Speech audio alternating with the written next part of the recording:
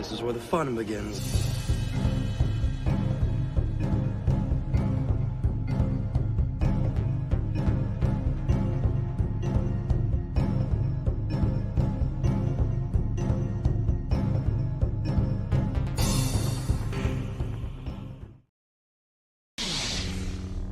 Are you sure?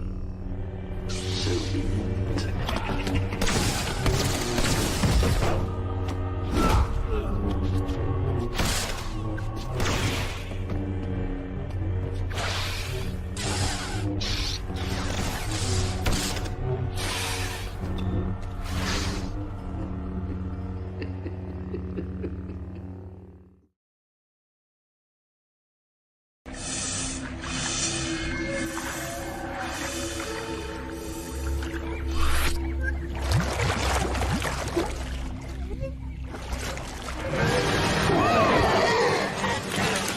Did you miss me?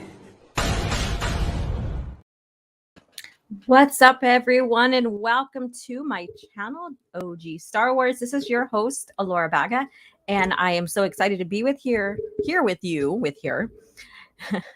on this Thursday morning, my time, 9 a.m. So wherever you're tuning in to in the world, thank you so much for hopping on. I hope that you grabbed your favorite beverage. Of course, this is CAF chat because it's morning where I'm at. So I have my nice hot steaming cup of coffee here and I'm ready to go. Yes. So let's see who's all here. All right. Geez, I got like a bunch of you guys waiting here. So Star Wars Marvel Purist, thank you so much. If you haven't had a chance, we began talking about Kenobi novel and the lore surrounding that. We made it halfway last night. We are going to schedule to finish it off here pretty soon. So please keep an eye out for when we will have that set up. So we went through the first half, which is a lot of it's fun. It sets up everything. We get to know the characters, the machinations, and the ideas of these characters, as well as Obi-Wan Kenobi and how he is adjusting and settling into basically his new life. So it was a pretty good chat, pretty good talk. So join us when we have part 2. So thank you so much for having me on. And I am going to probably schedule him for a Talking EU. I haven't had one of those interviews in a while. So I love to interview EU purists like me. Well, I'm just saying, just like to interview people who loves George Lucas era of Star Wars and bring them on, talk about their favorite character and their favorite stories, all of that with some fun quizzes and stuff. You guys all know, if you haven't watched any of my Talking EU, go check one of them out and get to know the person and what got them into Star Wars, and what carried them into the EU. It's amazing talk. It's just amazing conversation. Hi, Gordon. Good brother. How are you doing? I'm busy with your cup of coffee. I kind of slept in a little bit. So I just took some liberty and I'm like, I'm just going to lay here for a little while. So I got to sleep in a little bit. Usually I'm up well enough to get ready and prep for CAF chat a little bit more. But today I'm just like, I'm going to just rest. So I took that little bit of liberty and rested a little longer. Yes. And let's see who's all popping on here. Star Wars Scran is here. Hello. I'll go ahead and grab this one here. Hello, how are you doing? And let's see here. Sliver. Hit me with your best shot. Hit me with your best shot. I get it. I love that.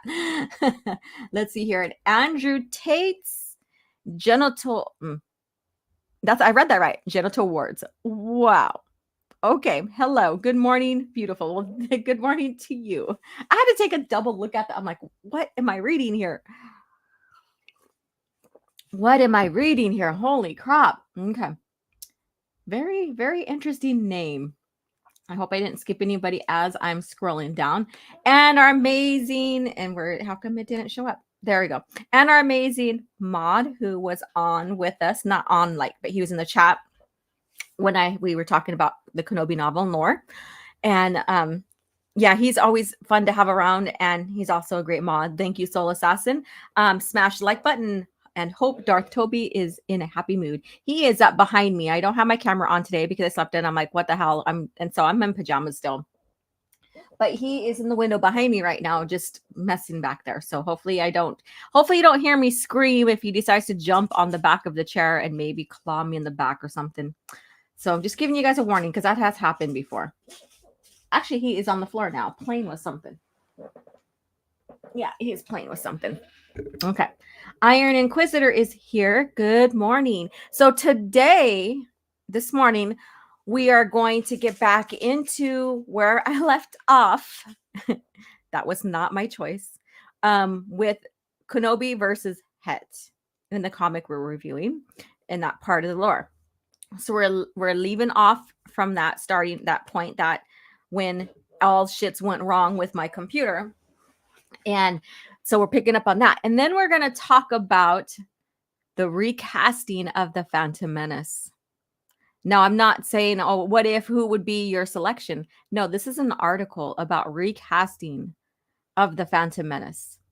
So, you know me, I'm always saying, and you heard me say this before, and others who have similar thoughts, that they, and I mean they as in Disney, Lucasfilm, are changing how their fans perceive or take in the Star Wars lore. That's including the 6 movies, because that's a soft retcon there. That's a soft change. And maybe not in my lifetime, maybe, who knows, that they are going to remake the 6 movies. So they're already brainwashing, in a sense, how people view these movies and changing the lore and how they view the characters like Luke, Leia, Han, Palpatine, all of them. Anakin, who's the chosen one, because they are reconstructing the Star Wars lore to fit what they want, not what George left them, not the intentions of the creator, not the intentions of what was set down in the foundation. They are going to. But so we're going to get into that. And then we're going to also get into the Acolyte. Yes, we are going to get into a little bit of Star Wars news here. I wouldn't even say it's news, but it's about the Acolyte is the deepest dive into Sith canon ever. So ever. So you notice how they always say they are the first to do it. This is one of them. So we're going to get into that. I didn't finish reading the full article, so I don't know if I'm going to read the whole thing or scan through it, but there's some points that I wanted to get into with that. So those are some cringe factors stuff there. So let me see what you guys have to say here. Sub to purist. Star Wars.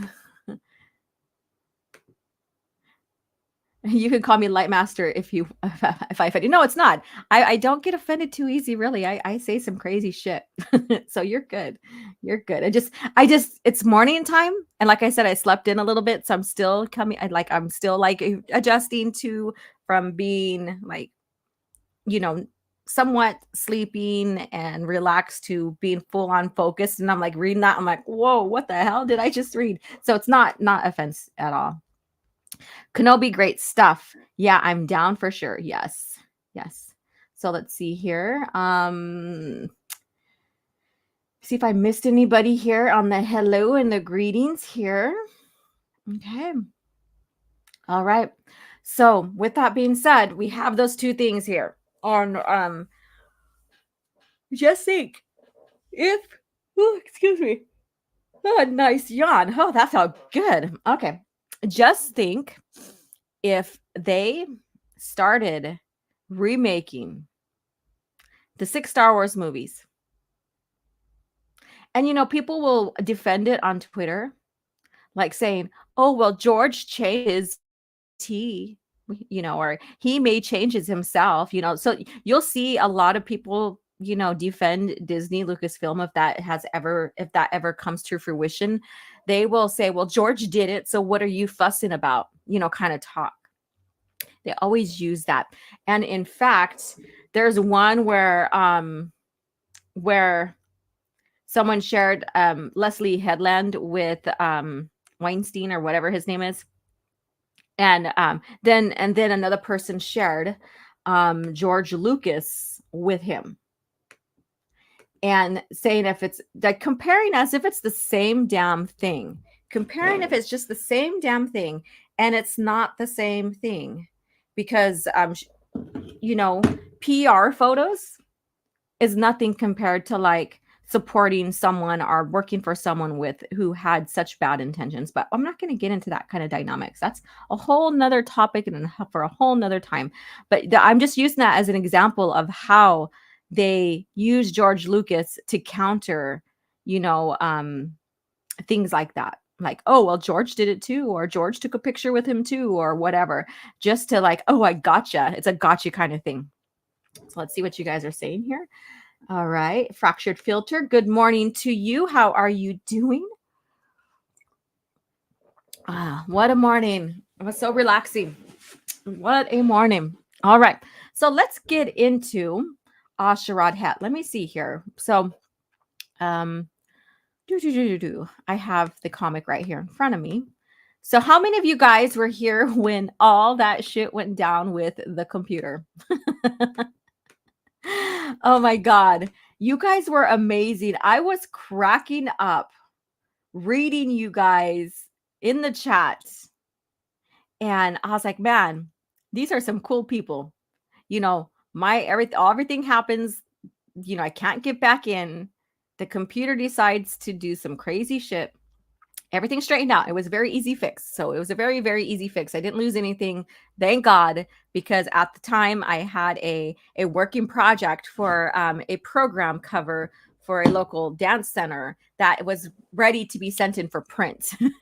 You know, so, and I didn't save it on an alternative hard drive or anything like that. So that was my bad. Thank God everything's okay. And watching you guys in the chat, I have to go back and read the chats again, but that was hilarious. You guys held it down. Thank you so much. I'm so happy that, you know, you guys have such a great sense of humors and took off with the wit and made it just entertaining in itself. Oh my God, you guys are amazing.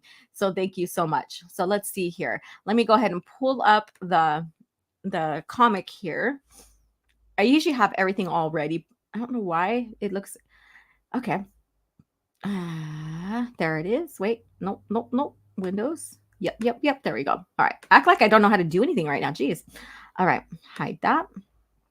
All right. Oh, I know why. Everything's kind of different on here. It is because I'm logged in on my different browser. Okay. Now I see why things are slightly different. Okay. But anyways, so here we go.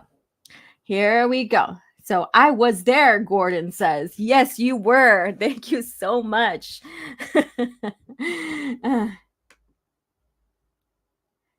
There's our page. So there we go.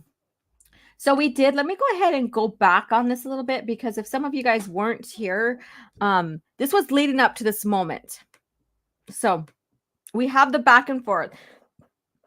Obi-Wan is settled on Tatooine. And I am guessing, I didn't look it up. I didn't have time to look it up. Let me look it up real quick before I get more into this, so you guys can look at this beautiful page while I try to pin down. Is it Claws of the Dragon is the name of this comic here, Star Wars.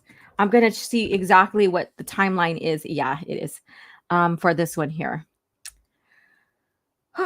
Because I want to know, since we talked about the Obi-Wan Kenobi or Kenobi novel. Sorry, I just wanted to say his whole name right. You know, it was asked, oh, well, when did that happen with Kenobi and Het? Like, when was that time frame? So let's see here. So this right here, the comic that we are reviewing is called Claws of the Dragon Part 3. So it's issue number 16. So those who want to get this and add this, this is the you could say the number and the name. Okay, let's see the issue. Let me see. It's not giving the time frame. Oh shit, that scared me. Okay, that was my phone going off. But I'm guessing a few years, maybe within the middle of because the timeline of this remembrance, because he's having a flashback.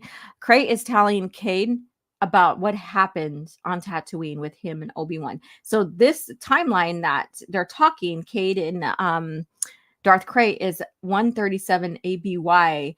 But for this time frame for Obi-Wan and Asherad Head, I'm guessing I haven't been able to find a timestamp for it. I'm guessing it is about maybe 4 or 5 years after he settled in, I'm guessing. But if someone can tell me or look it up further, let us know in the chat. So, yeah, look at that majestic bantha. Yes. Look. Okay, there's my cursor. Yeah, look at that majestic bantha. Let's see here. That's crazy. Look at my little, I don't know if you guys can see my little hand on the screen there. Cursor hand. And then Batu, hey gang, I'm just logging in on my computer into my computer. Go on. I'm listening to everything you say. Thank you so much for tuning in. And Claws of the Dragon was such a great stuff with Cade. Yes. Oh my god. And he has like Cade is so sarcastic, and man, he just gives it to Crate, but Crate, hands it back. But it's greatly written all around. Greatly written all around. The art is amazing as well. So it's like when you have the amazing story. Oh crap, I opened the wrong window. I don't want you on right now. And when you have an amazing story with amazing visuals for comics, it just makes it 100 times better. Sometimes if you don't have such an amazing story, but you have amazing art, sometimes that can help you out with still reading what's going on. But there's still a disconnect. It's like the visuals have to go along with the story here. So of course they're having a back and forth here, and basically Obi-Wan's telling Crate that you can't be you're not acting like a Jedi. You can't be acting out of revenge and all this other stuff. And this is when they start fighting with each other.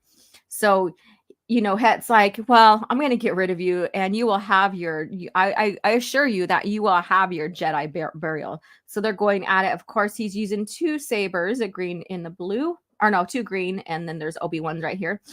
And so they started dueling here. And we know Obi-Wan is he's older than the Asherad Het. That's true, because he's about around, maybe he's a little bit older than Anakin. So but they're almost the same age, just Obi-Wan's older.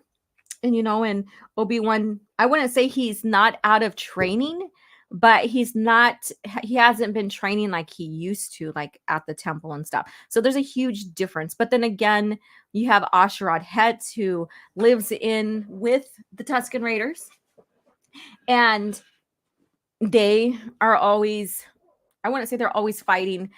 I wouldn't know if any type of training they can do and stuff like that, but there is a good fight ensuing here, and he does get the best of Obi-Wan here. So, like he gets a nice kick in, and Obi-Wan blocks, and then he gets him along the face, so a nice bit of back and forth going along here. And don't even need words. The visuals, I can't even talk today, you guys. The visuals are amazing. And the coloring is amazing. The emotions are. So very good. And you could see him, he's determined. He knows he needs to get rid of this guy because it's compromising to his own mission here. And Het's like, even before they started fighting, they're just basically talking. He's like, oh, I thought I was the only surviving Jedi. And of course Ben knew he was not the only surviving Jedi, but because he knows about Yoda and stuff. But of course he's not going to tell him about him. So about Yoda. And you have the beautiful twin sons. So if you had a chance to listen to us talk about the Kenobi novel and about the twin sons and how the twin sons are mythological brothers, and there's a reason why one is chasing the other. There's a reason why they call them the cowards. Nice lore there. Something that I should really talk about, the myths of Tatooine, according to the Tusken Raiders. There's nothing I could find for Jawas on their mythology for Tatooine and their culture, but with the Tusken Raiders, yes, that would be interesting to do. So let's see here. And of course, the fight keeps commencing. You could see like examples of force use here. And I think that's very interesting how they did that. Let me get back to the chat here, see if you guys are saying anything here. Let's see here. After 3 and before 4 is good enough for me. Did you know that Kai Adi Mundi had a purple lightsaber in 32 BBY? Yes. Let's see here. Yaddle had an orange lightsaber, and Adi Galia had a red lightsaber. Yeah, people think that red lightsabers are necessarily just only for Sith. No, Sith chose that color to be distinctively different. There are Jedi that had versions of like a red lightsaber, and that's including Leia, and Luke had a red Shoto. So a little bit of history there, a little bit of lightsaber history. It wasn't because, red is the evil color or whatever. It's the color choice of the Sith that they took. So, but yeah, red is like this color of power too and stuff. So kind of makes sense a little. Let's see here. Yeah, Windu had a blur. You probably mean blue lightsaber in 32 BBY. Ha ha ha. Yeah. So that was in the lore until, he's like when Jackson's like, hey, can I have a purple one, George? That little talk there that we all know about, and he's like, oh, okay, yeah, you can. You're not going to tell the star that you brought in for a man who brings in like people who I wouldn't say are nobodies, but not common, not known of. He brought in a person, an actor, Samuel L. Jackson, for an amazing role that a lot of people but liked him. There are some people that didn't because they're like, oh, he was so mean to Anakin or whatever. And then, so if you have that type of actor saying, can I have a purple lightsaber? I think that you're going to bend some rules if you establish something already in your head, like George did with the colors of sabers and stuff. So it was very interesting to see all that development, right? And how lightsabers colors change with some of these, characters throughout time. Luke's changed only because he made his own lightsaber. But if you want to go behind the scenes, it's only because of the blue screen, but that use of, and the color of the sky and stuff, the use of, but that's just behind the scenes. So in the lore, it changed because he made his own lightsaber. So, and the color was green, the color, I guess you could say. And it's not a mood ring either. The Fractured Filter says, when was this supposed to take place? I missed that if you brought it up. I would say about five years after he settled in. I will find an accurate time if someone can do that in the chat and then share it with us. So it's not, I wouldn't say it's not right after, because we have the Kenobi novel that's after. And then you have The Last of the Jedi. That is like a year into his settling down on Tatooine. So, this would probably be, a few years after that. I'm guessing, like, if you want to give good timing and pacing for this. I know I think I recall I've seen the timestamp. I just don't remember. So it's just boggling me right now. Gordon says, in the novel Cloak of Deception, it showed where Mundi used the purple blade as well as in the comics all pre-2002. Haha. Yeah. So, and I think like when you get into the earliest Marvel comics, like when Star Wars first came out, you're going to see different color lightsabers, even for Luke, so that's very interesting. The Jawas have a game called The Eye of the Fortune. Oh, that's right. That they play. I think it mentioned in the Complete Visual Dictionary. I have to check that out. That's right. See, thank you so much. I just totally forgot about that. I think because we've been talking more about Tusken Raiders and stuff. So, and then having the Western Games source books, RPGs and stuff gets a little bit more into the lore and stuff. Very, very interesting. And red go fast. Red go fast. Red stop, go. No, green light, red light. I don't know why I went there. Star Wars Scran. Just go home. Got my or just got home. Just go home. Telling you. Good morning, Alora. Just got home. Got my coffee in my stormtrooper mug. I'm all ears. Well, I am so glad you are here with us as well. Just looked it up. All right. If you found it, oh, you're talking about this. I'm still thinking about the timestamp. Eyes of Misera. Okay. All right. You guys are friggin' amazing. That's why you are part of this greater community, this EU EU purist community, OG Star Wars community and beyond. No, I don't know. That sounds kind of funny. All right, so let's get back into this comic here. So the fight's commencing here. Like, look at the details with the lightsaber, and you guys know that I'm an artist, and I've been really fascinating with painting like metal and glowing stuff like glowy sticks like lightsabers. So that's been one of my fascination, and as you can see, I've done that. Like, I'm not turning on my camera, but you guys have seen it in my art with like Asajj Ventress and Quinlan Voss and stuff like that.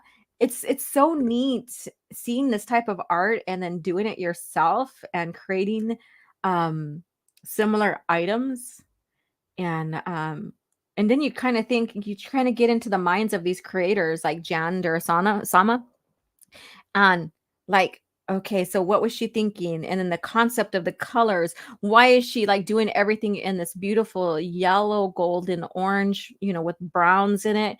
And and all this other stuff. So I'm just nerding out as an artist right now, you guys. Just give me time. I'll come back. And then also, like the details and all of this stuff. So they're fighting here. And he basically disarms, literally disarms Asherad. So well, maybe you don't. So those who don't know, once and we'll get into this more later when we get more into the Kenobi novel on Star Wars Marvel Purist Justin's channel with the Kenobi part 2. When a Tusken Raider loses an arm, they're no longer useful. They're no longer seen as useful. This species, and I'm going to use the words, and I used it last night too, and I got, Soul Assassin was teasing me about this, but I'm going to use it. This culture is savage. It's their ways. How you see them perceived, that's their ways. They think they're okay. It's okay with them. They torture as a part of adoption. If you die, then you're no longer, you're not strong enough to be part of the Tusken culture, basically. So once you lose an arm, you're no longer useful. And then, so he goes ahead, and then Obi-Wan rips off his mask. And what's so crazy is, like, we'll get into more of this, but the Tusken wraps you have, and it's I don't think we touched much on it, so I'll say it here. Once a baby's born, they're immediately wrapped. And then as they grow, they add more wrappings, basically. The only time that sometimes each other, like mates, see each other is in private. But it's blasphemy to show your skin, your face, all of this. So he rips off the Tusken wrappings, facial wrappings mask, and exposes Asherad's face. Another thing that's a big no. So once you lose your arm, you're no longer useful. Like, once you lose, because you have to have both hands to be useful. And then once your face is exposed, you're gone. You're nobody no more. It's like, that's blasphemy to the Tuskens. And so that's what happens. He basically just strips Asherad's life from him as a Tusken. And so this is why, he's like, if I would have known all of this about Anakin and did something about it, or if I would have just ended it this way and was able to get to little Luke. I mean, there's that conversation of him saying all these what ifs to Cade, that how he could have affected his line. so that they wouldn't be here today with him or whatever. So it's a very interesting conversation. Let me see here. Oh, thank you so much. One of the games had it as red for Sith, blue for Jedi Knights, and green for Jedi Counselors. Yeah, that's basically true. Like if you get into the lore and stuff, like I said, the Sith prefer red, but it's not an always thing. You do see how some Sith that had blue and stuff, but like I said, it's you know, it's not always the thing. Just like with red for Jedi. So Gordon says, is that comic pre 2006? I'm trying to look it up. No, it's 2007. It's 2007. It's called it's from the Legacy era, and it is called Claws of the Dragon. This is like this is the third installment, I guess you could say, issue number 16. Yes, smash the like button. Let's see here.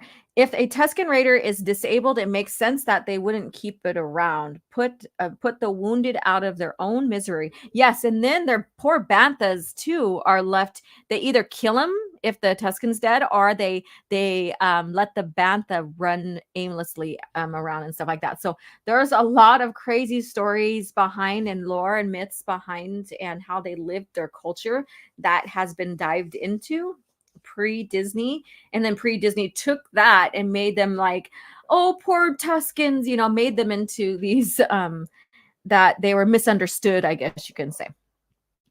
There's Bob for this. These are his people, right? And then Iron Inquisitor says, I love how the EU had added such a depth to the Tuskens, besides them just being desert savages that lift their sticks in the air to make noises. Right. I get it. Like they made him, I wouldn't say they made him relatable. They made them interesting, because if they're relatable, then I don't know what to think about you. Just joking.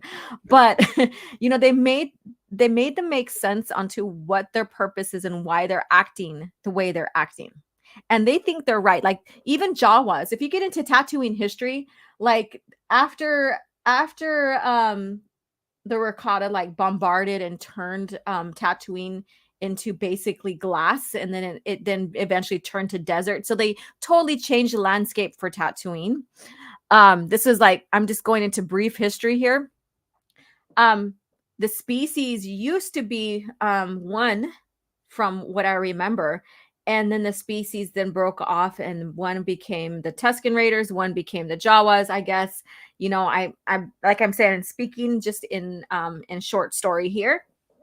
Not going into depth about that, but that's one thing that happened with Tatooine. It used to be a thriving, lush planet until the Rakata.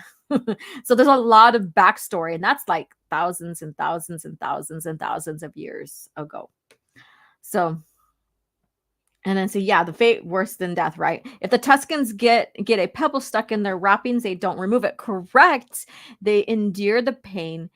They are mental. Yeah, they do. And they see, it's just like, how did Iraq say that?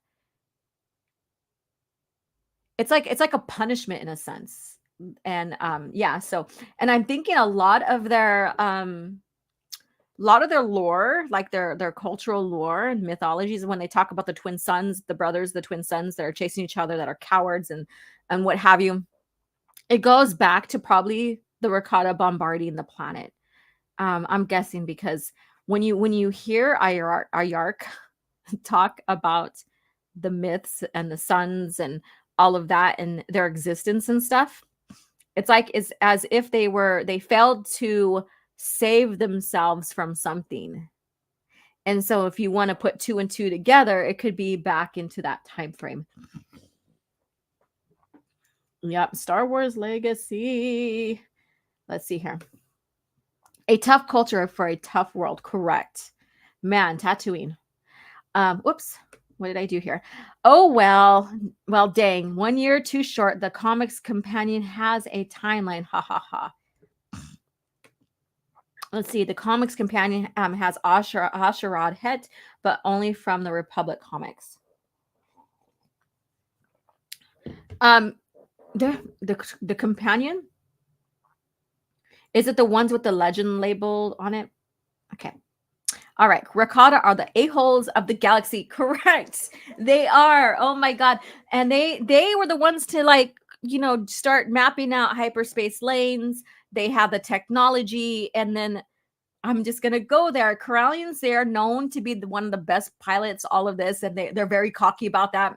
We already know that, and they're the ones who took the Rakata technology and made it so like other species like humans and stuff like that can use hyperdrive and all this other stuff. So they're the ones that made it more useful for other species other than Rakata, who had used it with the force, I guess you can say. Like it had some force things, like they used the force to use hyperdrive and stuff like that. So the Corellians is the one that basically revamped hyperdrive, hyperdrive use and stuff like that, and made it useful for a lot of species too. So getting into some lore there. And let's see, Gordon says, yeah, the Jawas sand crawlers were actually really old leftover mining equipment from when they were mining Tatooine. Correct. So yeah, so those are like their mobile homes or mobile, like, I wouldn't say maybe cities, I don't know, but they go and collect junk, they repair them, they sell them to the settlers, all of that. So Assassin says Jawas and Tuscans used to be a single species called the Kumkumga. I guess I said that right. Correct. Thank you for sharing that. I just didn't remember the name. No, my comic companion is original edit print. Oh, that one. Yeah, it doesn't go past the New Jedi Order. I get what you're talking about now. I have it too. Yeah, I was kind of bummed it didn't have Legacy. So that was after. Yeah. Yeah, I get it. I get where you're coming at. I see that because I have one too. The same one you have. Yeah. Yeah. I just totally didn't realize it's the companion. All right, so let's get into this. So we have him unmasked here, and you could see the Tuscans, and some of them are turning away. So kind of that's rough. That's rough because if you were with us last night, Ayark was hoping that she could convince Ben Kenobi, and she's still trying to convince him. So I'm not going to, if you haven't read Kenobi novel and you don't know the story behind Ayark and that, but the Hets, Sharad and Asharad, were very, very influential to the Tuscans, where it kind of organized them in a lot meaningful manner, I guess you can say, because it gave them drive and purpose. Not like they didn't have drive or purpose, but it's like their leadership and their use of the force and probably mind control, I'm guessing, I don't know, really changed the outlook of the Tusken Raiders that they were with. It made them stronger. It helped them thrive. And so Ayark wants and seeing that in Obi-Wan Kenobi, and we'll get more into that when we meet back up for part 2. And so, Het comes back, Asharad Het comes back, and he starts strengthening them again. And then, of course, this fight happens because Obi-Wan doesn't need him there, doesn't need this distraction, and basically humiliates him in front of his tribe's people. He probably was the leader, because he returned back to his origins, where he was born, because he was born a Tusken, basically. Even though he's human, he was born among the Tuskens. And his mom is Kashyyyk, and his dad, of course, is Sharad Het. And so you're seeing a common thread here of continuity to the Kenobi novel in here and elsewhere. So, but we're talking about Asharad, really not Kenobi, but you see the continuity here, right? So he is humiliated, and look at Obi-Wan's face. He's like this right here. He's got total control right here. He is taking total control over this guy. And here is Asharad Het, kneeling down in shame, his mask, and he's got a strand. It's like all dramatic. They're turning away from him. They don't have any more use. That's crazy. That shows how savage these people are. You have this leader who has this has this crazy power, I guess you can say, and they still turn their back. right? They still turn their back. So here we go. So Obi-Wan's here, and it looks kind of dramatic because he's got the lightsaber like leaning back behind him, like he's gonna cut his head off, But here we go. I am finished. You have disgraced me before my people. With one hand, I can no longer wield a Gaddafi. I am now an outcast among the Tuscans. And then he says, I am a dead man. Finish it. Kill me. Now imagine if Obi-Wan did that. Of course, we know he's not, because that's not his way. But imagine if he did that. We wouldn't be talking about this right now, No, Obi-Wan says, but you can no longer stay on Tatooine. You must leave and give your word by your father's honor to never return. Swear it. So he's getting into the honor of the Tuscans, the honor of the Jedi, all of this. He's appealing to him in those aspects there. And he says, Sharad Het says, I so swear. So he doesn't have his arm. He's probably using the Force to control his pain, all of that. The Tuscans were once your people, but so were the Jedi. You have forgotten our ways. Perhaps with meditation, you will remember them and yourself. I hope you will.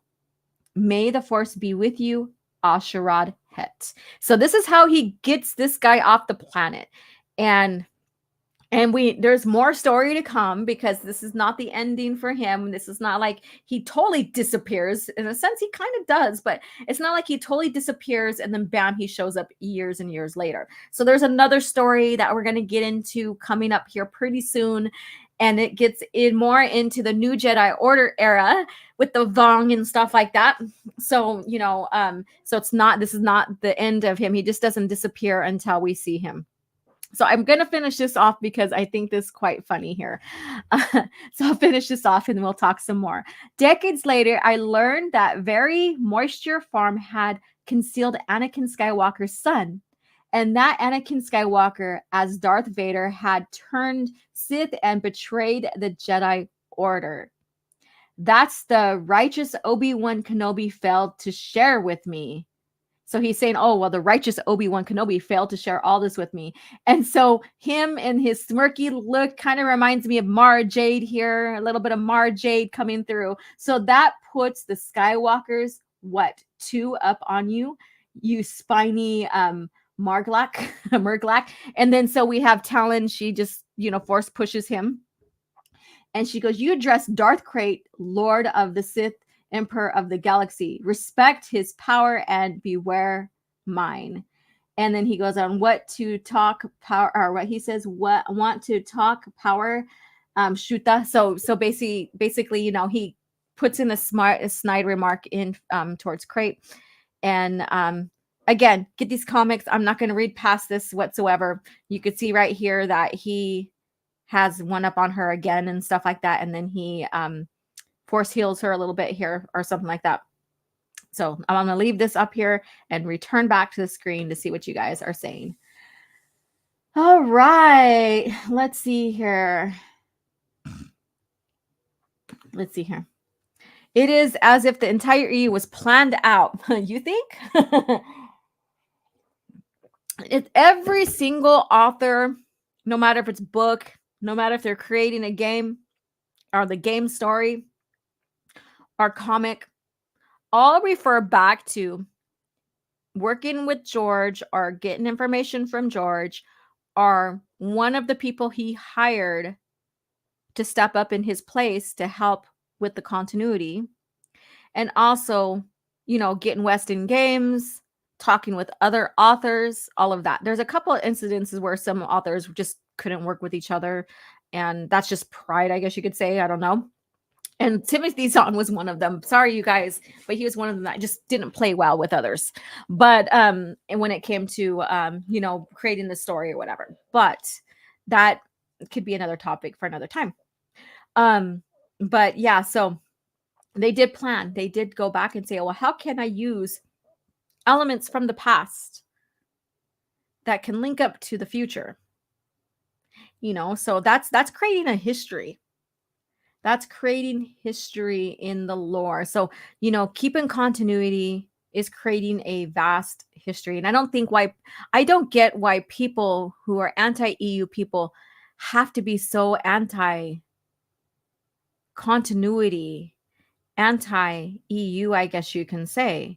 When you look at it, and me, I like to look at things, I like to research, I like to get into the depth of it, see what's going on. That's just me. That's always been me. Um, but when you look at it, it's a history. So why are they anti-history? Why are they anti like having Star Wars have this one, you know, single line of history that connects, you know, the stories together?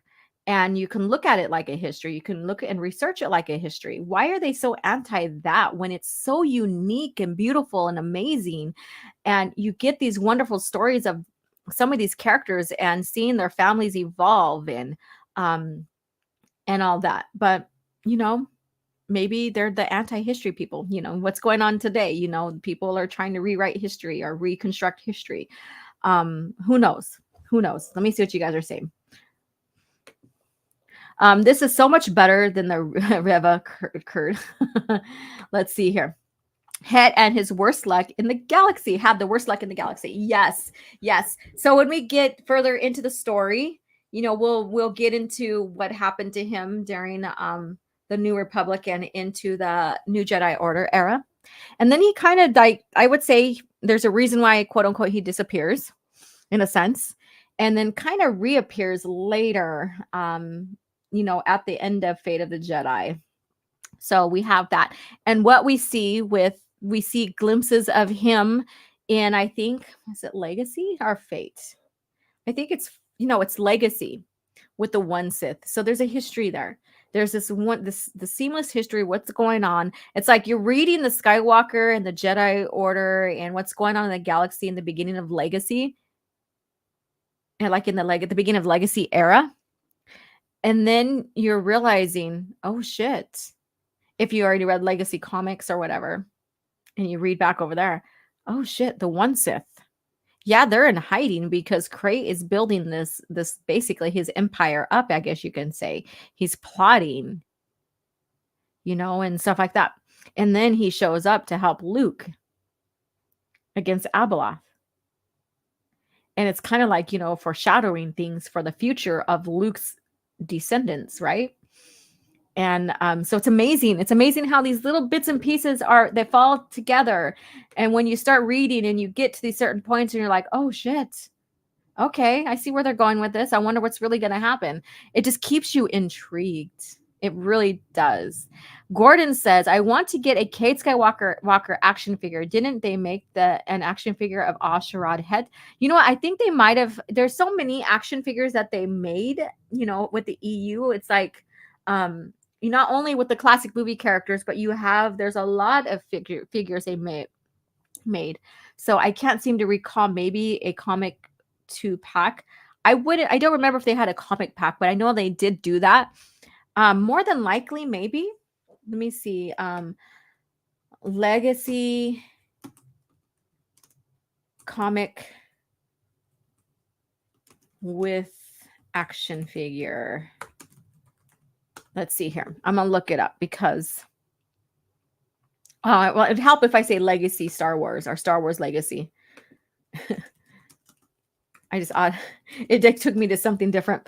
All right, let's see here. Did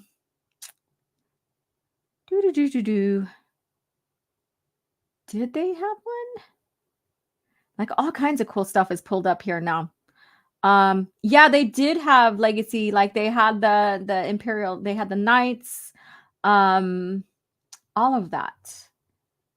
Yeah, they had Darth Talon, they had Cade, they had Marsiah, sorry. Yeah, so there's so much. I don't see Krayt, but doesn't mean that they didn't.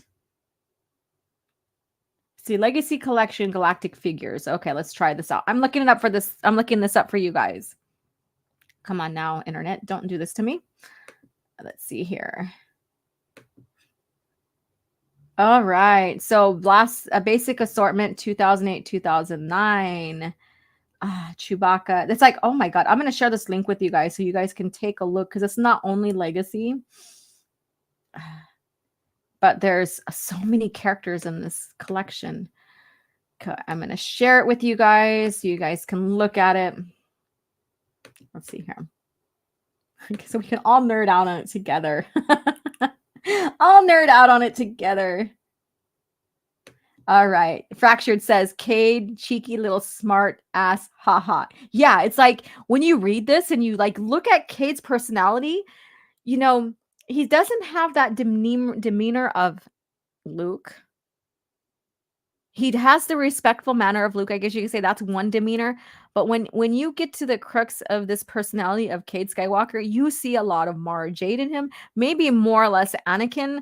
So he was a well-developed character. Like for looking back at who his descendants are and stuff like that, you could see a little bit of all, but you could really see like the smart assery of, if that's a word, smart assery of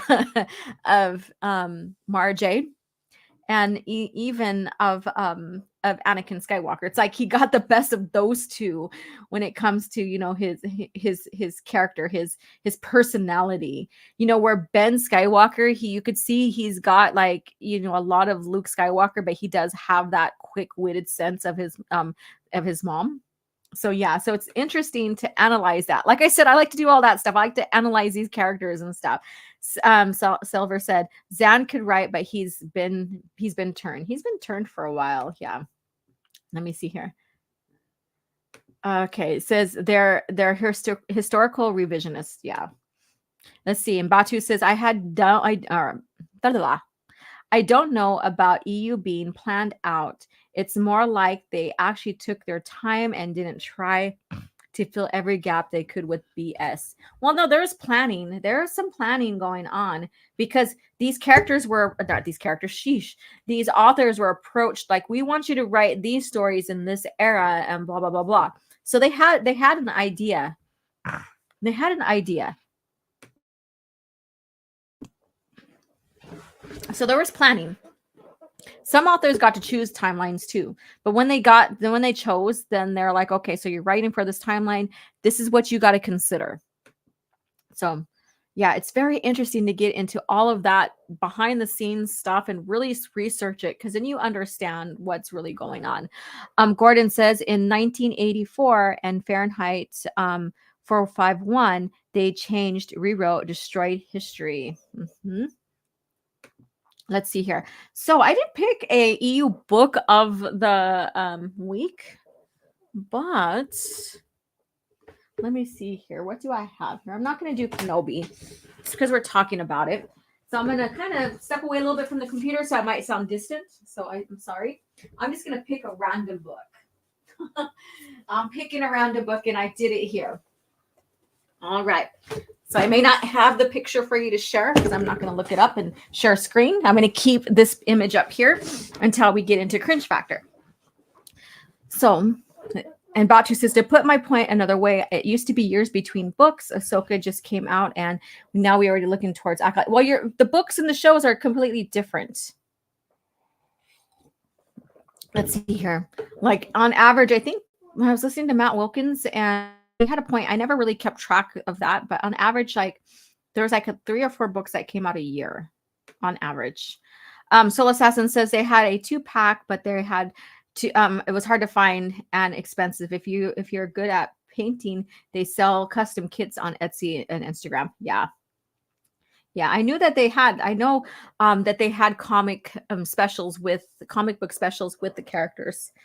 Thank you, Laura, for looking for this stuff up. You're welcome. And that will probably just give you an idea, and maybe you'll find something further. Maybe you'll find someone selling them that's not too expensive. The Fractured Filter says, I accept smart assery works perfectly. Yeah, smart assery. That's like, I think I've said that before when describing Cade and comparing him to Mara Jade, like that smart assery. So yeah. But Mara, we know she had that smart assery, and she still continued that on, even married to Luke and even addressing him sometimes. So, I'm so glad that her personality was never changed because she was married to Luke. And, we could tell that that's what he loved about her too. So smart assery leads to wise assery. Hey, how are you doing? Glad you are here with us. And Keely as well. We just got done talking about this Asherad Het and Obi-Wan Kenobi, and we're continuing on with Asherad Het's story, and we were talking about his duel with him on Tatooine about 5 or 6 years after Obi-Wan Kenobi settled on Tatooine protecting Luke. So a little bit of that. So if you want to learn a little bit more about Asherad Het and his history during that time frame, feel free to catch the replay. You don't have to do it right now. You can hang out with us and go into the other stuff that we're going to get into. And agreed. Yes. All right. So as much as I love these comics, and I know that this is like eye candy for you because all of you guys probably hands down loves Darth Talon, but I'm going to take the image down.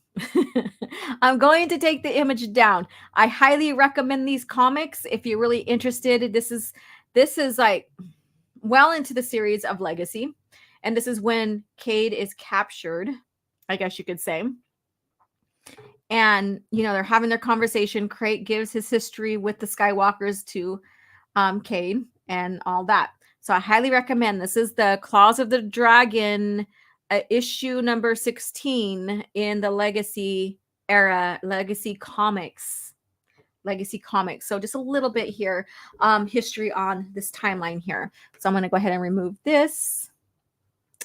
And what we're going to get into now is the recommendation. I hate when that happens, of the book. Let me see. Is it on this one here? Oh my goodness. So I'm in a different browser. So when I'm in a different browser, not everything that I had. Oh no, there it is. Okay, never mind. I'll take that back. So we're getting into O.G.Starwars Book of the Week. So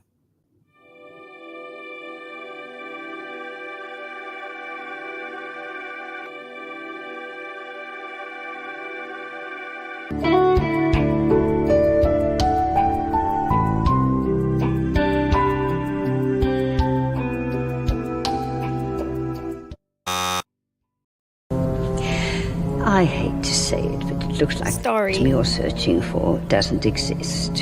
Impossible. Perhaps the archives are incomplete. If an item does not appear in our records, it does not exist. All right. So with that being said, like I said, I picked a random book, and this is from the New Jedi Order, and it is Balance Point by Kathy Tyers. So we have this here. This is where we get into where Jason is now like he's been conflicted about being a Jedi, all this other stuff. We see that in the New Jedi Order, like what they really doing against the Vong, all this and other stuff. And he has to step up and protect his mom. And so there's a lot of stuff going on. It's like, even in this book, it's like, just to break some things down, it's so in depth with lore, and the conflict is so heavy that it's really hard to get into like the crux of this book, I guess you could say. But we have Jason here. He's coming to his balance point here. Again, like I said, he's saving his mom, and she basically gets like bitten by one of the what do they call them again? Empty staffs, I guess you could say. And she's bleeding out. There's all kinds of crazy shit going on. There's this back and forth between Leia and Jaina. Jaina's going through her own shit, in her own mind. I mean, there's so much conflict within the galaxy and within characters, and how the Jedi are handling the war and all this other stuff. So we're at the point of the balance point. So perfect title here. So this is what's recommended. Usually I don't pick a book that's within the middle towards the end of a series. But like I said, I picked a book, randomly picked a book. And here you go. And I'm just going to turn it on. I am not camera ready. So I warn you guys. So this is balance point, and look at that. I love these raised covers or titles here. Just beautiful here. So balance point here. I highly recommend it. It's our EU book of the week. So again, I picked it out randomly. So in the aftermath of one tragedy, will a young Jedi search for a redemption lead yet another? So this is, let me see, does this one have? No, it doesn't. Some of these older books don't have the timelines printed in them. So let me see here. So New Jedi Order. How many of you guys are fans of the New Jedi? I know there's some people that just couldn't handle how dark it was. So balance point. Where is it? Where the hell? So balance point is towards the beginning middle. That's right. So we have 1, 2, 3, 4, 5 books before then. Vector Prime, Dark Tide 1 and 2, Agents of Chaos 1 and 2, and then Balance Point. So we're still in the early stages. I thought it was a little bit further along. Need to reread these guys, but Balance Point. There you go. So if there's anything you like about New Jedi Order, share with me. See. If a book isn't in the archives, then it doesn't exist. Sorry, Disney. Yes, I know you like that. I remember I was making that, and you're like, and yeah, you really gave approval of that one. Okay, my mom and girlfriend are screaming. That means lunch is ready. Gotta go, guys. Well, screaming as I hope enjoy, like let's eat kind of deal. Enjoy your lunch. Have a good time with your ladies. Let's see here. I'll get the Star Wars Legacy comics later. Yeah. So those things, like my friend that, one of my friends, she's the art professor that I made friends with and stuff like that. She's also, getting training and stuff so she can start teaching like art or art illustration. Like if you want to go into comics, that could be another course shared. She hasn't liked the way Disney has been taking the lore, and she wanted to know, if there's any more Skywalkers past Luke, because she's basically just a little more or less a movie connoisseur, I guess you can say. Knew a little bit about Luke afterwards, but not too deep into the lore. So I introduced her to Ben Skywalker and all the stuff, but I've introduced her to Cade Skywalker in the comics, and she's a visual person too. So, she loves art. And so I introduced her to Legacy comics, and she snatched them. Actually, no. Her husband, she found all of them like without any Legends label, and her husband bought them for her birthday. Mind you, it was a lot of money, but man, they're in great condition. I got to see them, and she loves the story. She's read all through them and stuff, and she does like Mandalorian, all of those shows and stuff just let a bad taste in her mouth. So I could say I truly had helped influence her and steer her right back into the right course of where the real lore originated from, where the pure, real historical lore of Star Wars happens. And so she's happy where she's at now. So finding them, they're possible, but you might have to spend some money on certain comics. Soul Assassin says, if a book, I already read that one. Let's see here. If Jason were conflicted with Luke, Jedi Order, why doesn't he talk to Luke or the son of Quinlan Voss? They weren't, Quinlan Voss's son and all them weren't really present after the fact. So, and there he did. So I get into the lore, get into everything. He has his back and forth about being conflicted. So at the end of New Jedi Order, he goes on his hiatus, his sabbatical, to learn more about different Force societies. So worth the read, worth the chance I get into. Hey, Melissa, how are you doing? That's okay. IT issues are never ending story. Yeah, I get it. Everything's fine on my end though. And then Soul Assassin says, I wonder how far Lucas family will go into the future if Lucasfilm was still under Lucas. I don't know. I would have liked to see what happened with like all of them, like Kate and them after the fact, and see if, you know, they were going to continue the story, or maybe the Solos died out after, and Anya or whatever her name is. Who knows? Like, I want to know what happened to the Hapes, like Alana, you know, because we didn't get, like, there's no real story about them in Legacy, but we do have Solos. So, and I'm guessing that Anya probably came from Jason's line. So, but there are theories that she came from Thraken's side, so who knows? But she is somewhat force sensitive as well, and she does call Han Solo her ancestor, I guess you can say. So I wonder what happened to Alana. Like, I'm very curious. That's one of the mysteries of, like, seeing Anya, or however you say her name, exist, and knowing that more than likely she came from Jason's family, like Jason's line. What the hell happened to Alana? You know, what happened to her as being the heir to the Hapes consortium, you know, and all that? You know, did they fall? Did the Hapes fall? Or did her and her mom have to flee, and now they're under a different rule, different queen mother? Who knows? I mean, that's just something that you have to think about. Marvel is really re-releasing the epic collections of Legacy for Legacy. If you wanted that comic real quick, yes. If you don't mind giving Disney some money, yeah, I don't recommend it, but I mean, you'll do what you need to do. Star Wars Marvel Pierce says Omnibus, a lot cheaper than piece together a collection, more fun to hunt them down. Yeah, I get it. So yeah, so when you think about Legacy, and like now the lore is not even being expanded on, and you think back in that big time gap between the end of Crucible and then the beginning of Legacy Comics, like what happened? Like who did Ben marry?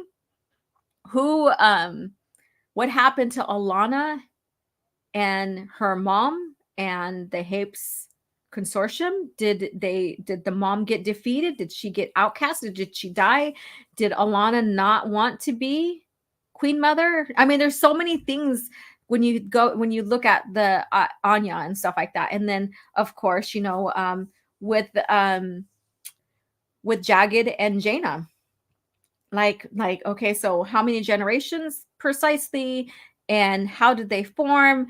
Was Luke okay for her making a secondary type sister order that turned into the knights that she has? All of that. So it's very interesting. I mean, there's so much that could have been done, and it would have been so fucking interesting to see unfold. I must know what happened to Mandalore. There you go. That's another thing. Did Hondo take out the imposter Mandalore, and what happened to Fett's bloodline? That's another thing, because we knew Mirta Give was trying to find a cure for the nanovirus, and I think it was hinted that in the Crucible that she did. So there's that as well. So there's a lot of things that never will fruition. Like there's a lot of things that now it's like we don't know. Soul Assassin is a shill. What? I don't know what happened to that. Let's see. Shill Slayer is going to get you. Oh my God. Except he just bought a new Marvel Omnibus too. Oh, you're talking about him recommending Legacy, the Legends stuff. I see what you're doing there. We now have to get into our cringe factor. I know. So, but I'm gonna read these off a little bit more and we'll get into it. So here's your chance now. If you need to get a refill of any type of beverage, or you want to grab a snack, go grab it. I got a better question. Did the wife of Boba Fett use her Force Echo to get a picture of what the clone of Jango Fett used? What are you talking about? She's not Force sensitive. I am very confused. Shilling is selling, not buying. Oh my God, you guys are hilarious. So let's get into our cringe factor. So again, you can go and grab any snacks, whatever you need, and settle in. I'm going to go ahead and play might as well do this commercial here as we switch off. Where is it? I thought I was looking right at it. I guess not. Oh, here we go. I had fought the worst of all wars and witnessed the redemption of evil. I have seen balance restored to the Force. But order can turn to chaos, as it did when I was born. Now, with my loved ones and my loyal allies, I face a new challenge unlike any before. And I'm not sure if this time we can win. Star Wars Vector Prime by R.A. Salvatore, the first novel of the new Jedi Order.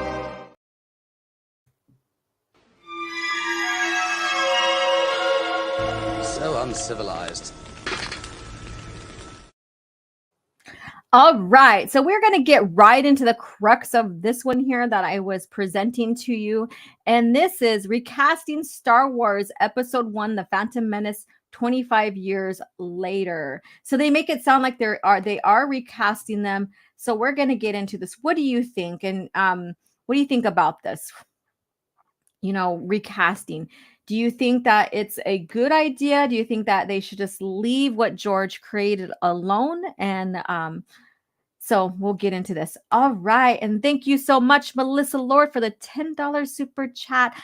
I'm listening while fixing these people's computers. Great stream as always. Thank you so much for listening in.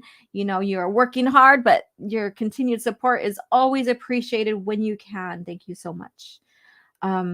Let's see here. At O.G.Starwars, he's asking if Boba's wife used her Kiefer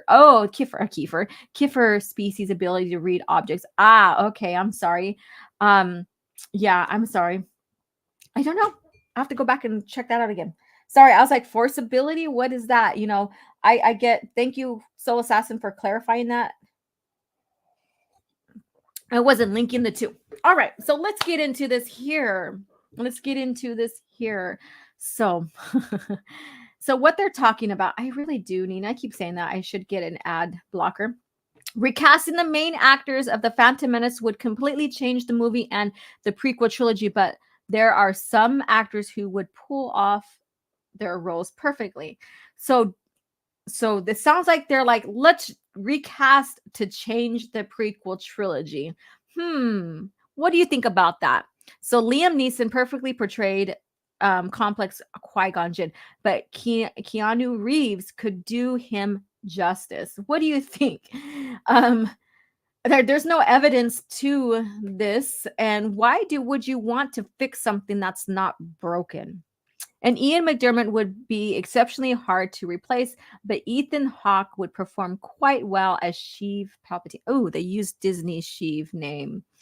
I think, hands down, no need to change who played Palpatine. Ian portrayed him perfectly well.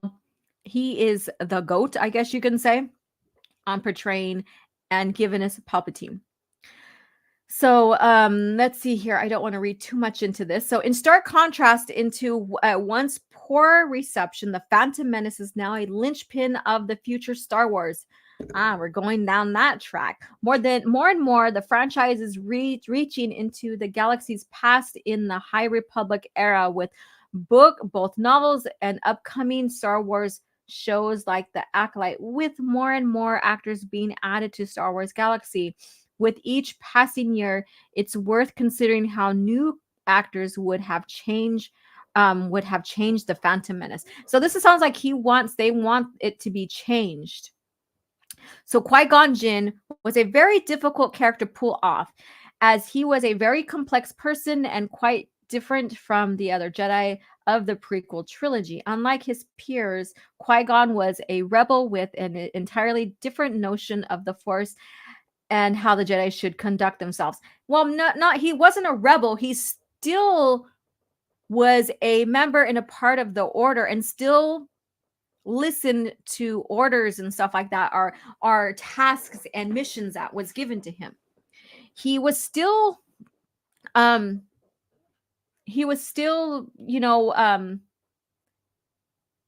all still using the same part of the Force. It's just that how they used it and what they perceived and stuff, how am I going to word this?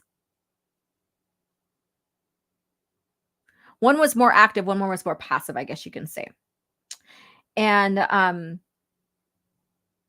so it wasn't like they're using a different notion of the Force, because the Force is basically all one, other than there's different ways of how you can perceive it and stuff, I guess you can say, maybe, but and then and he never really judged the Jedi and how they should conduct themselves, because he still conducted himself as the Jedi, similar as a Jedi did as well.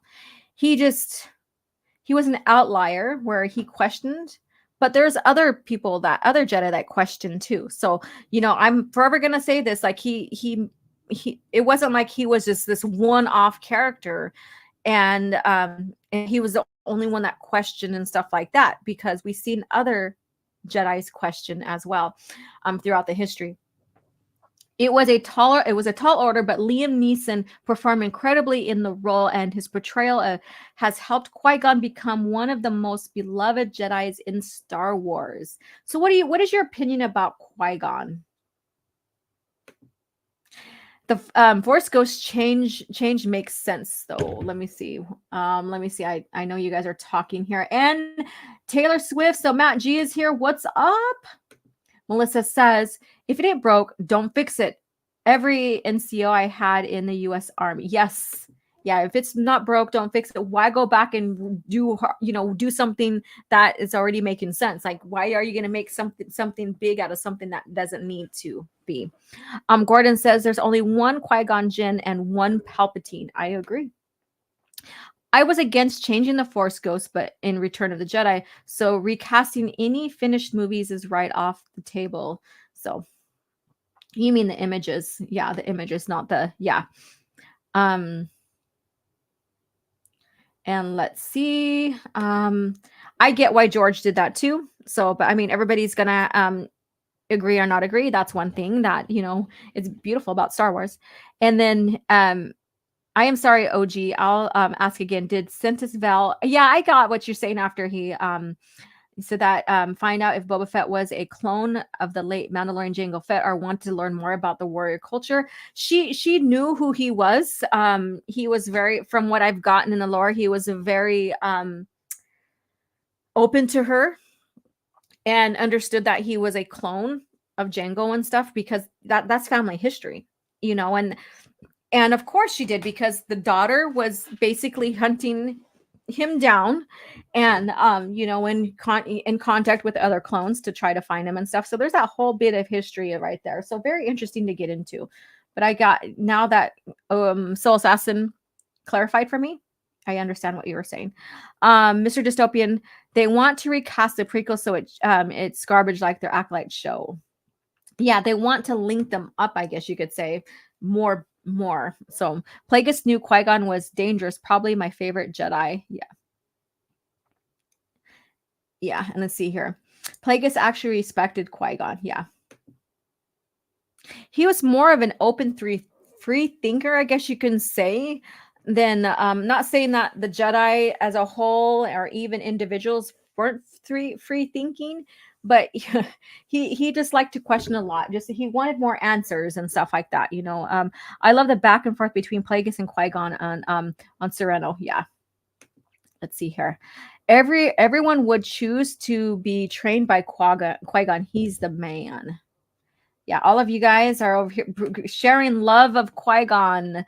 So I have my mixed feelings about him, but I'm not going to get into that. But I understand that, it's he brought something different in.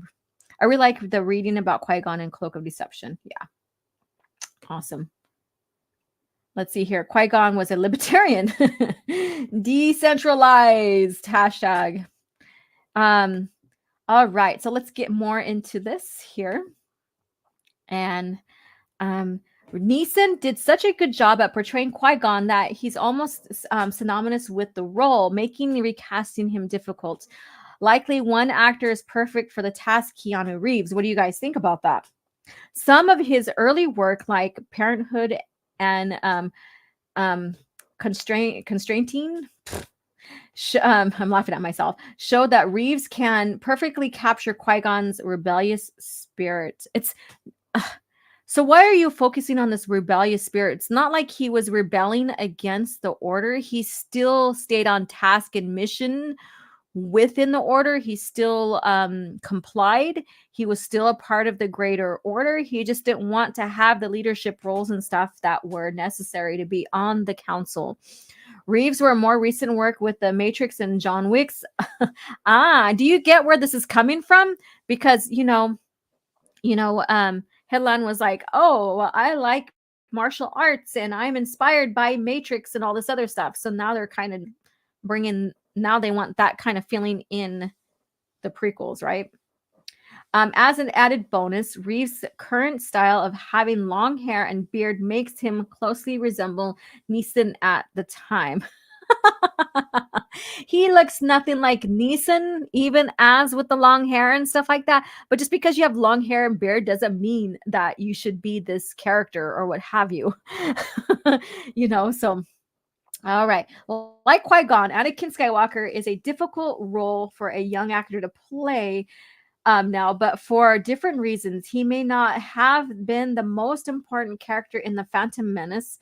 You would say that he was the most important because he is the catalyst to bringing Obi-Wan in as Anakin's master and stuff. So the modern actor would have a balance, and he's also brought Anakin into the fold as a candidate as a Jedi, as the chosen one, right?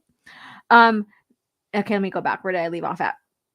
As a modern actor would have to balance the expectations of playing such a prominent figure with the realities of playing the role. That means in addition to setting up the next two films in the trilogy, they would also have to deliver the same dialogue that original actor Jake Lloyd received so much unjustified hate for. Oh boy, we're going into that. People didn't understand that George gave Jake the type of dialogue because it was appropriate for the actors or the character's age. Jake Lloyd's character as a young Anakin Skywalker is not going to talk mature, adult-like. So people don't understand that. That's a lot to ask of a child actor, but there's one star who would likely be up to task. So they're saying that, they got to give him a dialogue that sounds like a child. That doesn't make sense. Jude Hill made his acting debut in 2021 in Belfast, and he quickly proved he was an exceptionally capable actor. Belfast saw him display a wider range of emotions from joy to fear to sadness, which would perfectly prepare him for a Star Wars movie. The role alone showed he could dominate the role of Anakin. So they want to also change Anakin up with another actor. But Hill also has an impressively filmography after that cement him as a great choice, since he appeared in shows like Magpie Murders and movies like Haunting in Venice. Let's see here. So here we go. Let's see here. So they're saying this little boy here replace Jake Lloyd, which I think no. And then Dev Patel as Obi-Wan Kenobi. Oh my God, no. All right, I gotta see what you guys are saying here. I gotta jump in the chat and see what you guys are saying. Race swap Obi-Wan. Here we go. Let's see here. Similar Plagueis felt everything that occurred was the will of the dark side. Yes. I think him and Raging Rhino are finishing up their talk about the Darth Plagueis novel. So I would go and check that out once they have it scheduled in and check it out. I preferred Hayden as Anakin. Yes, I agree. He was listening to the Force, was more in tune with cosmic Force, and the other Jedi focused on the living Force. Correct. They needed to slow down and focus on all areas of the Force. Let's see here. I read that one already. Disney and the media are so determined to remake the original 6 films. It won't work. Just be another fail for Disney. And again, like I said, the shills will defend it. The Disney, Lucasfilm, Disney Star Wars fans will defend it. Let's see here. And again, only the snooty movie critics complained about young Annie's lines. Correct. All right. I didn't have breakfast because I was being lazy. And I'm hungry. Another character who was less important in the Phantom Menace than he was a Star Wars as a role was the role of Obi-Wan Kenobi. He was very important, but it wasn't his time to step up and shine. So he was still I wouldn't say in support, but it was setting him up. And so he was still important and significantly important at that. It's where we see the guard shift, of the master leaving and the apprentice becoming not necessarily the master, but stepping up into the role. Well, he may not have had the biggest effect on the movie's plot. Recasting Obi-Wan would still require a stellar actor to wear his robes. So do you notice, like, oh, they still have to be stellar because these actors were the people George brought in with George's lead created a great performance. So do you realize that these people are criticizing the Phantom Menace as, oh, it wasn't so good, but all these actors filled these stellar roles. So if they had stellar roles and very significant, then how come you're saying the movie was bad then? Because to have these stellar roles and these stellar characters in this movie means the movie was good, because they wouldn't be so stellar, they wouldn't be so good, they wouldn't be epic to where it's going to be hard to replace them if the movie was bad. Get what I'm saying here? Like, it's like you can't have one or the other. It's like, okay, so let's go ahead and replace these characters because they didn't really do much for this movie. The movie was bad. Let's improve on it. See the comparison here? It's like, I'm analyzing the shit. I'm analyzing the hell out of it. But see what I'm getting at? They would need to be able to show his early days as a stubborn and mature Padawan, while also displaying the physicality he had in the duel of with Darth Maul. And just imagine them trying to redo Darth Maul fight. That would be an epic fucking fail. That would be a fail. Because you can't really recreate the magic that was already created, right? Additionally, they would need to be young enough to age with the trilogy and eventually bridge the gap between the prequels and the original movies. Oh, see what they're doing here? So let's get them young enough so that they can age with it, so we can continue on into Revenge of the Sith. So imagine all this magic that was created by George Lucas with these duels, especially the Battle of the Heroes. And that epic climatic scenes between Obi-Wan and his ex-apprentice, now young Darth Vader, on Mustafar. Again, you can't recreate that magic. It's already been created. It's already a huge favorite of the fans. There's so much emotional, heaviness, emotional, there's just so much there, depth, that you can't really get lightning in the bottle again. And this goes to show how well George, with all the criticism he did, like with, like his simple wooden, quote unquote, wooden dialogue, cheesy dialogue, or what have you. With all of that, and him making breakthrough film, filmography with, using new technology, expanding CGI, all of that. These movies are still fucking epic if you think about it. And just me talking and analyzing, and this person saying, oh, well, the Phantom Menace wasn't that good, but these characters are so fucking epic. Well, that shares that the story was epic, right? Like there's substance, there's plot, there's all of that made sense to the evolution from episode 1 all the way to episode 3. And there's a lot of lightning in the bottle type scenarios in each movie, each one of these movies, that the fans, we still talk about today. That cannot be recreated. George, like the OT, hands down, yes, that in itself was epic, right?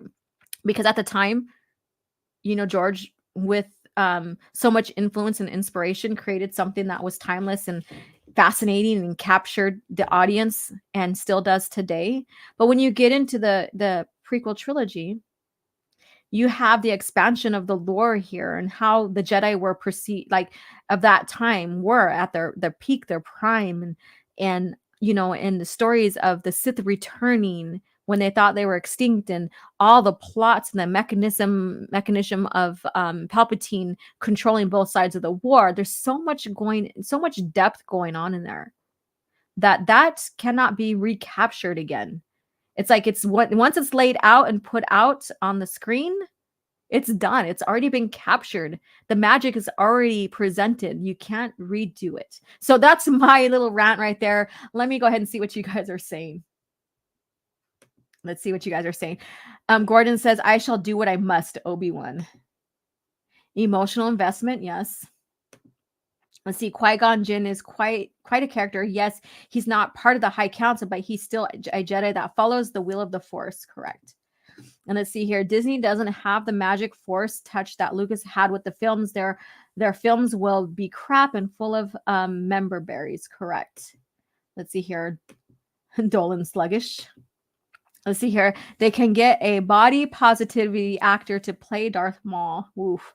That in itself can't be recaptured again. Not like how he was. I always loved Ewan as Obi-Wan. And if you go back and, you know, look into like behind the scenes of, you know, of these movies, it's like Ewan was like, even did a case, like studied, what's his name? Shit. Oh my God, I'm forgetting his fucking name. Oh, Guinness. and how he portrayed, how he acted, how he captured the demeanor of Obi-Wan in the OT. Alec Guinness. I was like, oh crap, I can't remember the name. I'm hungry, you guys. So a little brain fog there. But yeah, so he really studied the character of Obi-Wan or Ben in the OT. So he did his homework. He captured it. He captured the essence of a young Obi-Wan Kenobi. They interviewed 3,000 boys to play Anakin in The Phantom Menace. Yes, they did. You got that right. Let me see here. Where are we at? Okay. You're slacking, OG. Get some breakfast. I don't want to go. Yes, I know. I was like, I know it starts with a G. I'm hungry. I'm hungry. I'm okay, though.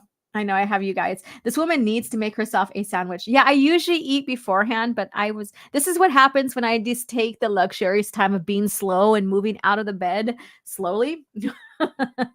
Yep, but at least I'm not hangry, you guys. At least I'm not hangry.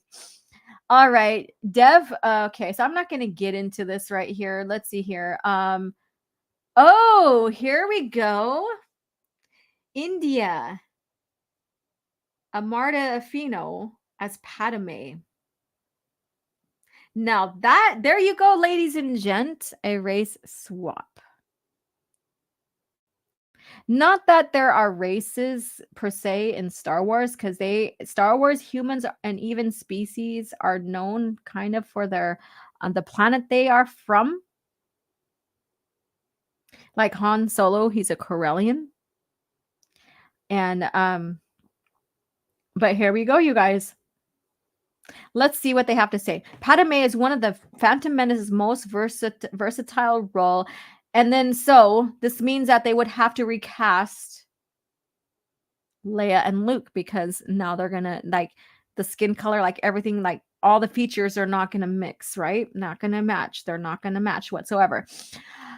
And one of its most demanding, since she was hiding her identity, and then they would have to change all the maidens, her maidens and all of that, her handmaidens. Since she was hiding her identity as Queen of Naboo, the actor who portrays her would have to be able to be convincingly play both royalty and handmaiden.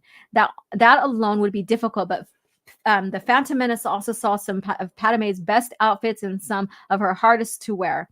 From massive wigs to long flowing dresses, it's impressive that Natalie Portman and Keira Knightley were able to show such grace as the monarch, and the recasting actor would need to be capable of the same. Luckily, India's career far has prepared for her for exceptionally well for the role. One of Amar Til, or I said her last name perfectly fine just a few minutes ago, but one of India's best known roles was the titular monarch of Queen Charlotte, a prequel to the romance series of Bridgerton. Because of the style of the character, India had to wear some huge wigs. Oh, so they're qualifying her for that because she had to wear huge wigs and, big costumes and stuff like that. That role also gave her experience of playing the monarch, which would suited to the Phantom Menace's political subplots. Additionally, India has more than enough non-royal roles to add to her resume, such as appearances in shows like Sex Education. Oh, okay. So recasting Sam Witwer as Darth Maul. What do you guys think about that? So he's already voiced him. What do you think about that? But let me see what you guys have to say. Let's see here. I half expect them to replace Obi-Wan with obese Wanda. Just no. I had Ewan's Obi-Wan telescope lightsaber as a kid. I loved that thing to death. I hit everything with it. Went around everywhere with it clipped to my belt. Haha, that's pretty cool. Let's see here. The lore is already there in writing and comics and films, which are visual mediums. Let me see here. And they qualify Witwer because his voice acted for Maul. Some deep thinking going on into this casting. Yeah, so it wasn't about Maul's voice for the casting. It was about the martial, I guess you could say, a bit like martial arts capability, fighting capability. And that's basically it. And how the demeanor was. I don't know. Queen Jamala of Naboo in Attack of the Clones and Revenge of the Sith, as well as Deepa Balaba, were Indian actresses in Star Wars. Correct. No. It says, can Witwer do martial arts like Ray Park? I do have to see it, laugh out loud. Yeah. So he wasn't like the casting of Maul was because of the ability, not for the voice, I guess you could say. So, yeah. Sam Witwer is a voice actor, not a skilled martial artist like Ray Park. Yep. Let's see here. They forgot that they were voiced by Ray Park's Maul in The Phantom Menace. Yeah. And then say they forgot Sam Witwer was Starkiller already, right? So here we go. All right. Darth Maul had a very small role in The Phantom Menace. So it was very small, but it was very impactful. That is where that began for a lot of people with the conflict between the discovery of the Sith and trying to eliminate them, right? So with just 3 lines of dialogue, but he intensely made an impression. So Parks did. Everything about him, from his Dathomirian, no,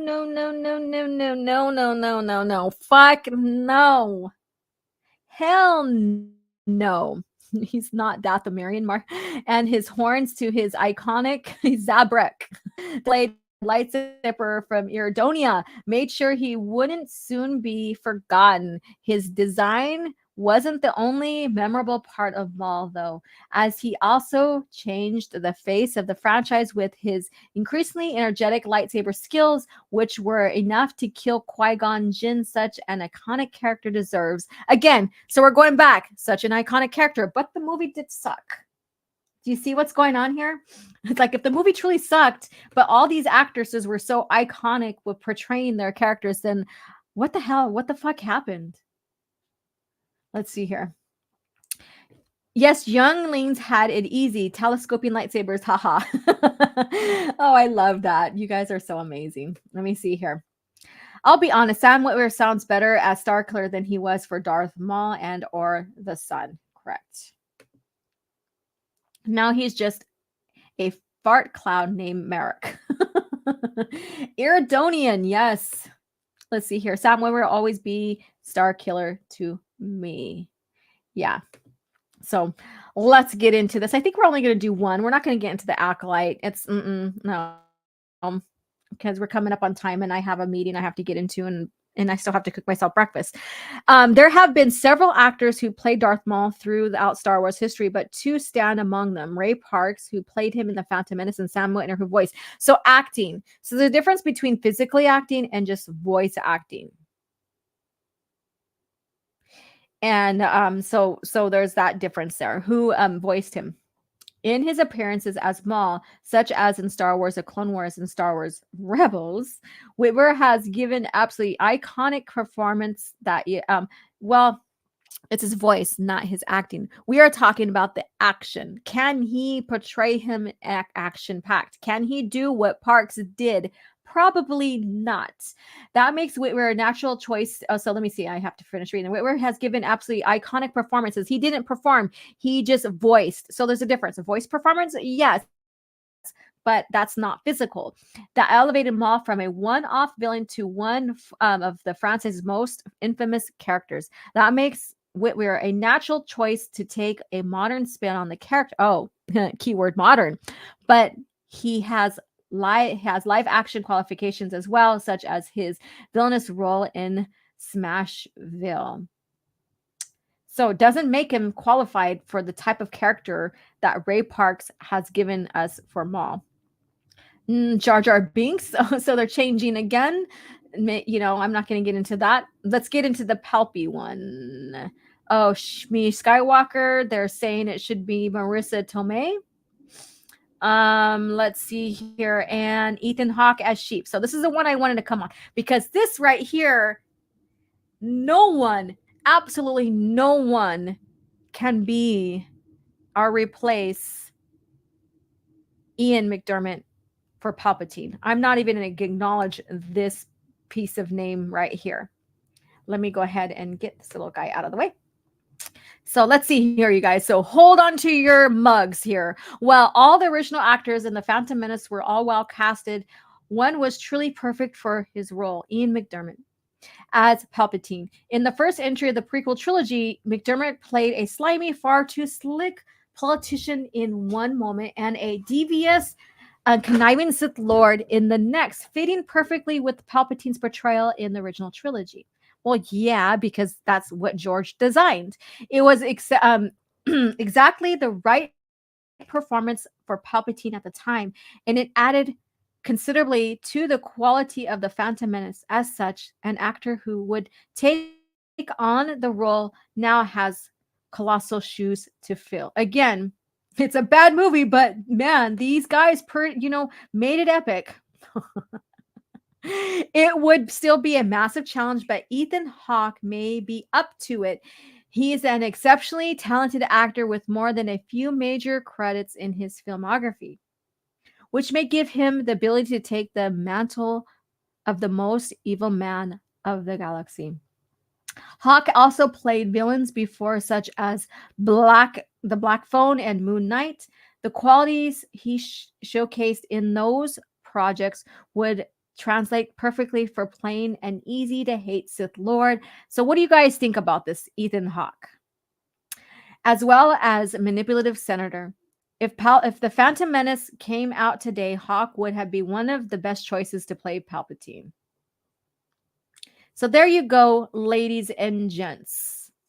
What do you think about this? Because people are already thinking, we already had people think about like who can play Luke Skywalker. We already had a bunch of that. But when you get into them saying, oh, because the Acolyte is out, maybe the PT can be remade. Now, who can we recast him with? Because, The Phantom Menace wasn't really well received, but all these characters are amazing and no one can fit their shoes because they said, they were so epic. That kind of talk. It's like you can't have one and the other. Like if these actors and these characters are so amazing and epic, then the movie then itself was amazing and epic, right? Let's see here. If you had to recast Let me see. I know you guys were saying stuff here. I'm like reading from bottom to up. Bottoms down. Okay. And the Acolyte article, cringe, leave KOTOR out of the headlamp. Yes, that's the thing. And I wanted to talk about that KOTOR. I wanted to have an update about KOTOR, and we'll get into that before we close here. Iridonian. Let's see here. It's the same as the idiots who want Ashley Epstein to play Ahsoka just because she voiced acted her. Yeah, so there was that. I seen that debate go back and forth. White juggling clown, ha ha ha. And then see, of course, and they did mocap with Sam Witwer in the Force Unleashed 1 and 2. Ethan Hawke, and you're laughing. You're like, what? Fitting perfectly, but the movie sucked. Correct. The movie sucked, but they were so epic and they brought so much to the movie, but it sucked. So yeah. Oh wait, I didn't get to read that. Tywin Lannister actor would be better recasting. Let's see here. But the point is like, why do we want recasting when that means they're going to remake? Do we trust Disney? Probably not.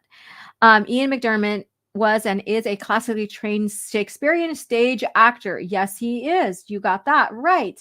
So there's a lot of that in his background.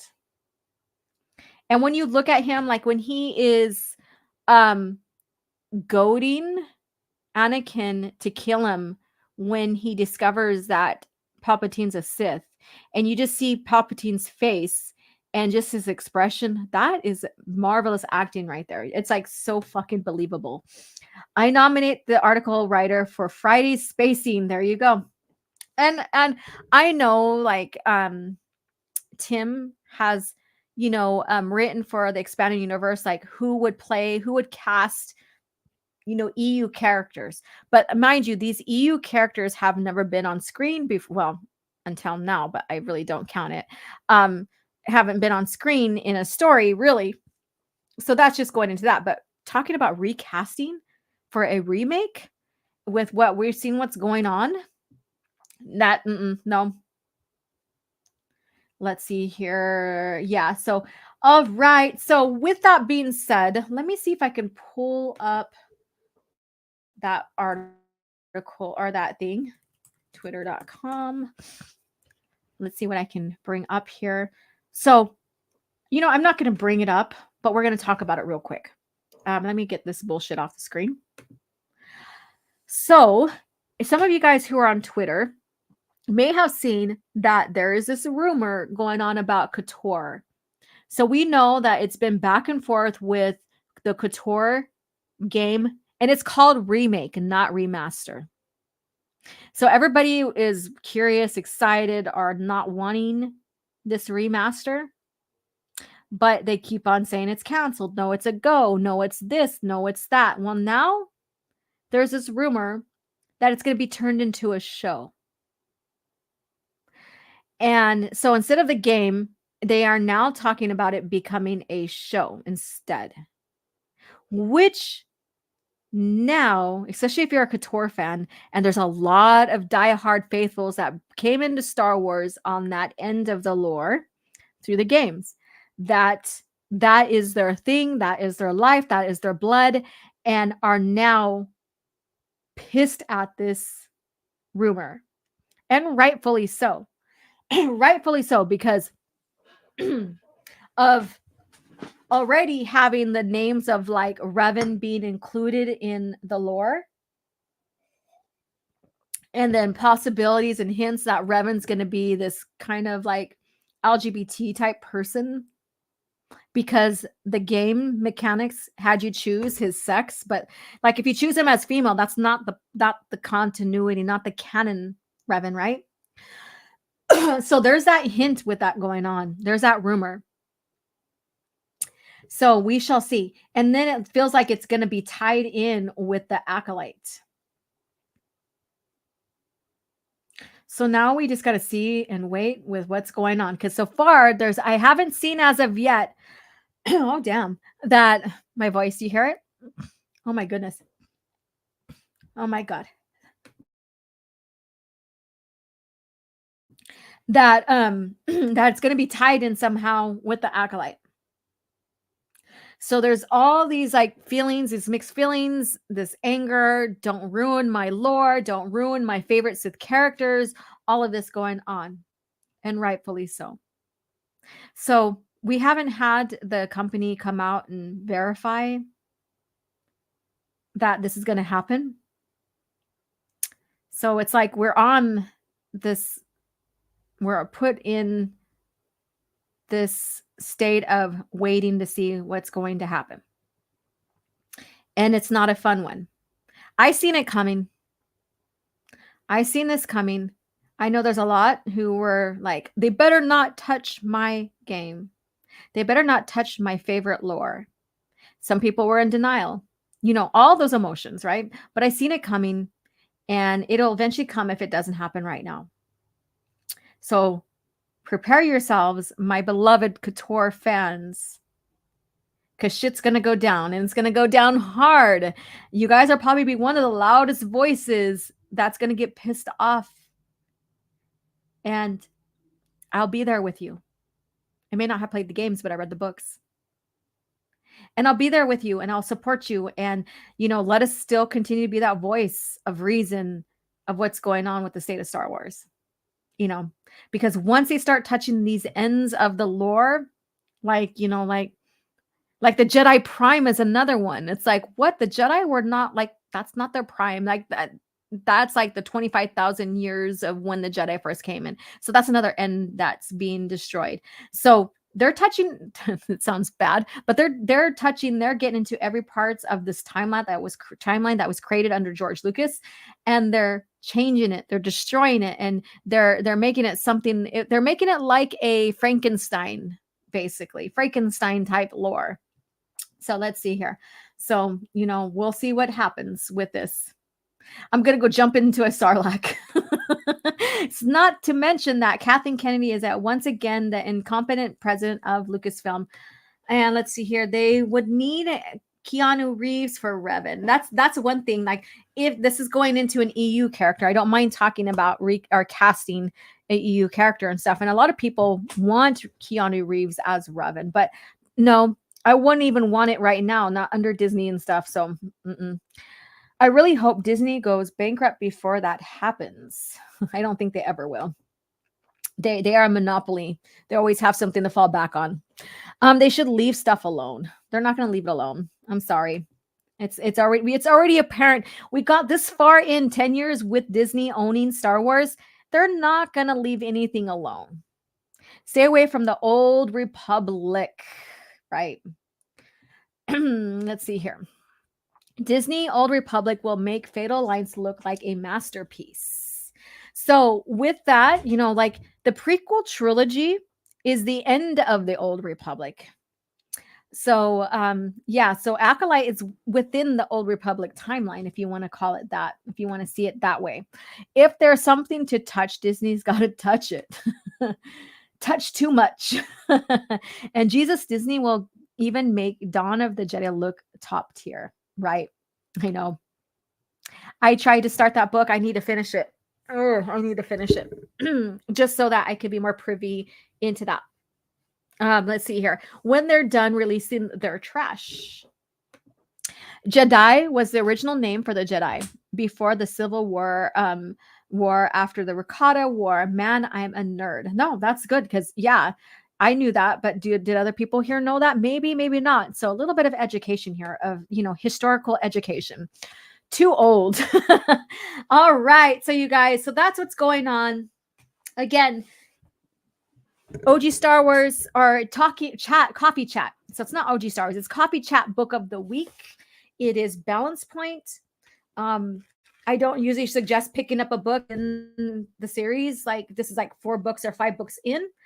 But pick up New Jedi Order, pick this up, you know, and check it out and enjoy. So we kind of got into the New Jedi Order era. We'll be getting into it some more when we talk about Asharad Het and his development going towards legacy. So stay tuned for that. Next week, no CAF chat. I will be making my way to Idaho for advanced training in Booty yoga, not the butt, but BUTI. And I'm also going to be filming a workout with them on Friday. So I'll be doing that. So we will commence back CAF chat the following Thursday when we get so the first Thursday in June. Yeah, the first Thursday in June. So you guys are all on break. So let's see here. As your teacher, I highly recommend doing some more research about Asherad Het and share with me. My God, my voice wants to go out. Damn. Share with me one key point interest that you like of him.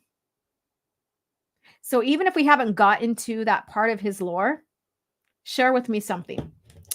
Or share with me something within that timeline, his timeline that you liked. Like if it's you're going into New Jedi Order, what captivated you during that time frame and him being in it or whatever. So a little bit of homework, not very hard, because you can go back to the Clone Wars era and get into that we already talked about. Standpoint. So no, BUTI. BUTI. Yeah. So booty, not booty. Yeah. All right. So thank you guys again for tuning in. Catch me on, oh my God, I feel my voice. I'm hungry. My voice is going out. It's time to call it quits. So catch me on the Spacing Friday night on Open Airlock Policies Channel USA. And I will talk to you guys later. And may the force be with you and have a great day. So let's see here. Let's get into... The fate of the galaxy is now in your hands. With the new LEGO Star Wars Slave One, you can load Captain Solo, arm your weapon systems, man the cockpit, and take off with the most feared ship in the galaxy. But watch out for rebel ships. No matter the enemy, no matter the firepower, you control the action. With the new LEGO Star Wars collection.